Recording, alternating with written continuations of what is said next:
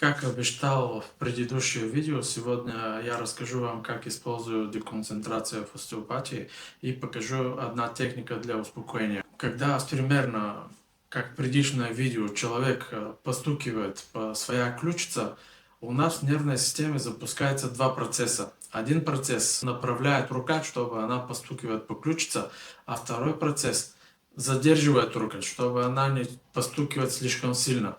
Это второй процесс, он проходит бессознательно, стягивает ткани в эту область, чтобы защитить их от эвентуальной травмы.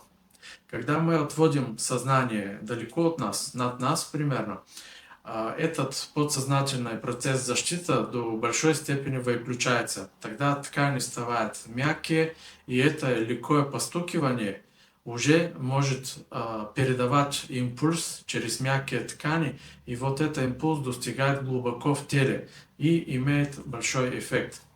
И вот эта техника для успокаивания, она часто используется от артистов, ораторов перед выступлением, перед большой аудиторией. Вот так постукиваем.